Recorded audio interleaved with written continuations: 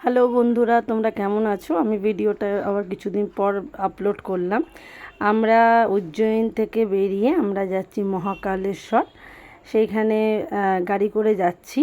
অনেকটাই রাস্তা, বেশ সকালবেলা থেকে মানে আমরা যেতে যেতে মোটামুটি অনেকটাই টাইম লেগে গেছিলো। তো যাচ্ছি, রাস্তাটা তোমরা দেখো বন্ধুরা, কত সুন্দর শুধু রাস্তাটা, এবং চারিদিকে মনোরম পরিবেশ, মানে তোমাদের দেখলে ভালো লাগবে। এখানটা একটু বাড়ি, কিছুটা রাস্তা যাওয়ার পরেই মানে পুরো ফাঁকা জায়গা, ছোট্ট ছোট্ট পাহাড় এবং গাছপালায় ভর্তি। এই দেখো প্রচুর, তোমাদের বলছিলাম পাহাড়, এই যে পাহাড়, মানে রাস্তাতে এত ভালো লাগছিল দেখতে, মানে ছোট ছোট ছোট ছোট পাহাড় উঠে গেছে। তোমরা দেখো, এই দেখো আমি যেটা বলছিলাম, দূর থেকে একটা পাহাড় লাগছে, খুবই সুন্দর লাগছে। এবং আমার ছেলে খুবই আনন্দ করছে, কারণ ওর এটা ফার্স্ট টাইম পাহাড় দেখা। এবার আমরা আস্তে আস্তে ঢুকছি মহাকালেশ্বরের দিকে। এবং রাস্তাটা এখানটা একটু রাস্তাটা ছিল একটু, মানে সারাইয়ের কাজ হচ্ছিল। তো এবার আস্তে আস্তে আস্তে আস্তে আমরা সেই মহাকালেশ্বরের পথে ঢুকে যাচ্ছি।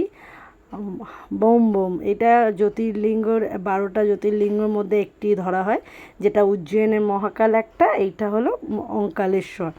দুটো, আমি দুটোই দর্শন করতে পেরেছি বাবার আশীর্বাদে। দেখা যাক, যদি আশীর্বাদ থাকে আরও যদি দর্শন করি, নিশ্চয়ই তোমাদের সাথে সেটা শেয়ার করব। এই যে কথা বলতে বলতে অনেকটা রাস্তা চলে এসেছি। এই যে পাহাড়ের গা দিয়ে গাড়িটা আমাদের যাচ্ছে, ঠিক পাহাড়ের গা ধরে ধরে, এবং এত সুন্দর লাগছিল বন্ধুরা, তোমাদের কি বলবো। এবং এখানে পাহাড়গুলো বলো, রাস্তা বলো, খুবই সুন্দর পরিষ্কার রাস্তা। এবার এখানে চলো তোমরা দেখো রাস্তাটা শুধু, এবং পাহাড়গুলো আমি যতটুকু পেরেছি তোমাদেরকে দেখাতে পারছি। জানি না তোমাদের কেমন লাগছে, মনে হচ্ছে ইটের মানে আমি তো প্রথমে ভেবেছিলাম মাটি, তারপর অনেকটা ভালো করে ভিউ জুম করে দেখলাম যে না, পুরোটাই পাথরের, এবং ভালো লাগছিল। দেখো তোমরা, এইখানটা আমরা অনেকটা রাস্তা চলে এসেছি, আস্তে আস্তে ওঙ্কারেশ্বরের দিকে ঢুকছি। এই যে এটা যমুনা নদীর পাইপ গেছে, এখানে মানে যেতেই শনি মন্দির ছিল, শনি বাবার মন্দির, সেটা দর্শন করে আমরা ঢুকে গেলাম ওঙ্কারেশ্বরে। ওঙ্কারেশ্বরের পাশে একটা মন্দির, এই যে জ্যোতির্লিঙ্গ, এটাও একটা মন্দির বাবার। এইটা হলো ওঙ্কারেশ্বরের যে ব্রিজ, যেটা ধরে যেতে হবে। সেখানে আমরা সেদিনটা যাইনি, সেদিনকে রাত্রিটা আমরা ওখানেই চারিদিকে তোমার পাহাড়ের সাইডে সাইট সিন, মন্দির, এই যে শিব ঠাকুরের মন্দির, আমাদের হনুমানজির মন্দির, এইগুলো সব দর্শন করে নিয়েছিলাম। ওঙ্কারেশ্বরের মন্দিরটা আমরা পরের দিন যাব। এটাও একটা শিব ঠাকুরের মন্দির, খুব বড় বাবার লিঙ্গ।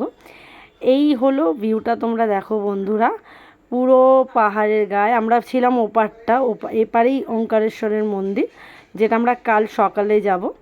এবং এখানে রাস্তা এত সুন্দর, পাহাড়ের কোল ধরে, এই যে আমরা নামছি এবার পাহাড়ের গায়ে। এই জিনিসগুলো দেখতে এসেছিলাম।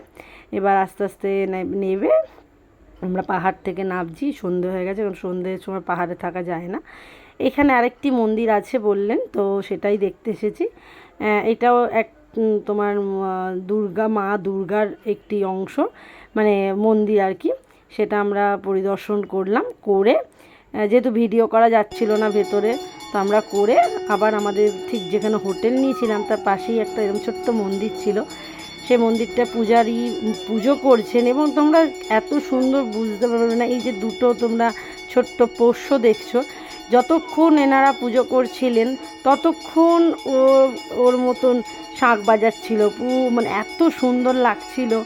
এবং সুন্দর করে বসে চুপ করে শুনছিলাম, যতক্ষণ উনি শাঁখ বাজাচ্ছেন ও মুখে কন্টিনিউ আওয়াজ করতে থাকছে।